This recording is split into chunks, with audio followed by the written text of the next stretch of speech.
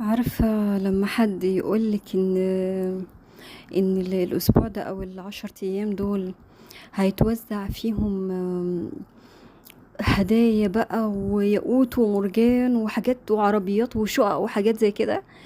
عارفة انت الاحساس ده؟ عارفة انت هتحسي بايه؟ ال10 ايام دول بيحصل فيهم كده فعلا. ال10 ايام دول فرصة لا تعوض، زي كأن فعلا بيتوزع ذهب وياقوت ومرجان والماظ وكل ما تشتهي الانفس. فعلا كل ما تشتهي الانفس. فانا بقولك وبقولك ادعي. انا ليه بركز دايما على الدعاء؟ انا دايما بركز على الذكر والدعاء، لان الذكر ده هو اللي بيأهل قلبك وبيأهل نفسك للدعاء، بيأهل نفسك انك تقرب من ربنا اكتر، علشان تحاول تسترضاه وتدعيه باللي نفسك فيه. الذكر بيقربك من ربنا اكتر، بيخليك قريب منه اكتر. عارفين الآية اللي في سورة طه، اللي ربنا سبحانه وتعالى بيقول فيها: ومن أعرض عن ذكري فإن له معيشة ضنكا ونحشره يوم القيامة أعمى. انتوا عارفين المعيشة الضنك؟ الضنك دي في النفس، في النفس يعني. حتى لو كان هو غني وبيعرض عن ذكر الله سبحانه وتعالى، هيحس بالحبسة جوه نفسه، هيحس ان هو مش مرتاح. فالذكر ده بيفرج كتير قوي عن النفس، بيفرج عن النفس جدا، بيحسسك انك في ملكوت تاني. دايما كده اول ما تذكر ربنا سبحانه وتعالى يعني بتحسي ان انتي لو مكتئبة او متضايقة او اي حاجة كده، بتحسي ان انتي ها انفراجة. ها اذكري الله بقى بقلبك بقى، مش بلسانك بس بقى، بقلبك. يعني ايه؟ حسي الذكر كده، إيه، تيقني وتمعني كده في الكلمات، مثلا في لا اله الا الله وحده لا شريك له، له الملك وله الحمد وهو على كل شيء قدير. تمعني كويس قوي كده في الكلمه دي. يعني هو على كل شيء قدير، لا اله الا الله، مفيش معبود بحق الا الله سبحانه وتعالى. يعني ايه؟ فبما انك انت المعبود يا رب، بما انك انت سبحانك المعبود، فكل امري كله في ايدك انت. انت اللي تقدر، سبحانك انت اللي تقدر تعملي كل شيء حتى لو كان مستحيل. تبعنوا كده في لا اله الا انت سبحانك اني كنت من الظالمين. لا اله الا انت سبحانك اني كنت من الظالمين. انا كنت ظالمه لنفسي، ان انا ما ذكرتكش، ان انا توليت عنك. فالذكر دايما بيكون مفعوله رهيب في انه يقوي صلتك بالله سبحانه وتعالى. نيجي بقى للدعاء. عندك أمنية قليلة، صغيرة، كبيرة، مستحيلة، صعبة، خلاص يعني طويلة الأجل شوية. أي أمنية في الدنيا أو أي أمنية في الآخرة. وطبعا كلنا لا نستغني عن إننا ندعو ربنا بالجنة وبالفردوس الأعلى من الجنة. أنا عايزة أقول لكم كلمة، حاجة: ادعوا ربنا بكل حاجة تحسوها صعبة في الدنيا، بكل حاجة تحسوها صعبة أو مستحيلة. يعني لا، ده أنا مش بذكر ربنا ومش بصلي، أو بصلي بعدم خشوع، أو فربنا مش معقولة ربنا هيديني الجنة كده بسهولة. طب وليه؟ انت كده لا تحسن الظن في الله. ربنا كريم، ربنا بيقول ادعوني استجب لكم. ليه انت بتصعبها على نفسك؟ ده حتى الدين يسر. ليه؟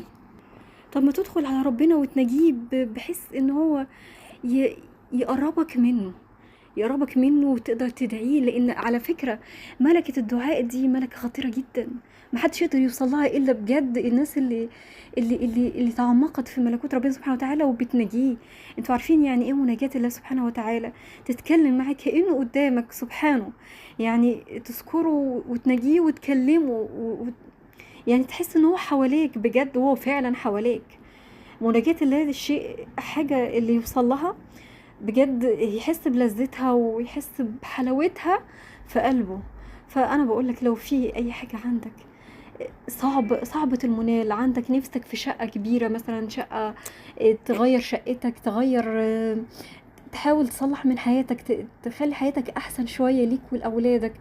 حتى لو كانت حاجة صعبة جدا وحاجة ممكن تقول ان هي مستحيلة، حتى لو اشتغلت سنين مش هقدر اعملها، طب ما توجه لربنا سبحانه وتعالى. ده ربنا هو في ايده كل حاجة في الدنيا. بيده خزائن، مفاتيح خزائن السماوات والأرض بيد الله سبحانه وتعالى. هو مالك الحياة نفسها، هو اللي وهبك الحياة، مش هيقدر يوهبك شوية حاجات كده يعني. كأن لو سبحان الله يعني، لو حاجات الدنيا كلها، حاجات الخلائق كلها من ساعة ما ربنا سبحانه وتعالى بدأ الخلق لغاية آخر الخلق، لو كلهم سألوه مش هيجي في مقدار ملك ربنا، كأنك بتدخل الإبرة في المحيط، أو بتدخل الإبرة في البحر. واوعى تكون من الناس اللي مش بتدعي ربنا.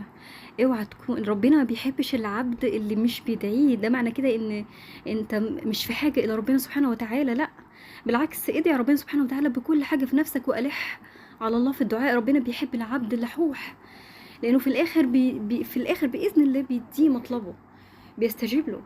يعني لازم تدعي ربنا سبحانه وتعالى وتلح عليه في الدعاء.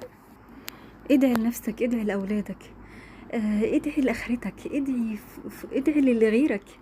ادعي دايما، قول اللهم فك كرب المكروبين وفرج هم المهمومين واشفي مرضانا ومرضى المسلمين. في مكروبين كتير جدا والله العظيم ومش حاسين بيهم. انا عن نفسي انا ما اعرفش في الاحاديث كويس جدا لاني مش متفقهه في الدين قوي، ولكن اعرف في الحياه واعرف قليل من ديني اقدر اوصله للناس. فاللي بجد يعرف يعني يدعي وعنده ملكة الدعاء يدعي. ادعي يا جماعة، ادعي. الدعاء يعني الدعاء كله خير، يعني نتيجته كلها خير، لانك هتبقى نتيجته حاجة من الثلاثة: يا اما ربنا سبحانه وتعالى يعجل لك الدعاء في الدنيا، يا اما يؤخرها ليوم القيامة، يا اما ربنا يبعد عنك بيها حاجة وحشة ممكن تحصل لك. فالدعاء كله خير. ادعوا يا جماعة وما تستهونوش بقوة الدعاء، اوعوا تستهونوا بقوة الدعاء. وزي ما بكرر كل مرة، لب الدعاء حسن الظن في الله واليقين في الله سبحانه وتعالى بانه قادر ان هو يحقق لنا كل اللي بنتمناه. واوعى تستهون بقوة الدعاء في الايام دي. الايام دي ايام مباركة جدا جدا جدا، ومحدش يعرف ده الا اللي حس بيها واللي دعا فيها وربنا سبحانه وتعالى استجاب له. لان فضل الايام دي ونهار الايام دي احسن من نهار رمضان. نهار الايام العشر الاوائل افضل من نهار رمضان، ولكن ليالي رمضان، ليالي العشر الاواخر افضل من الليالي العشر الاوائل من ذي الحجة. فخلينا نقتنع ويكون عندنا اقتناع تام ان الايام دي والدعاء في الايام دي هيغير حاجات كتير جدا في حياتنا. ممكن يغير لنا حياتنا 180 درجة، يعني يغيرها بالكامل. سبحان الله. ألح على الله في الدعاء، ألح على الله في الدعاء، أرجوك ألح على الله في الدعاء.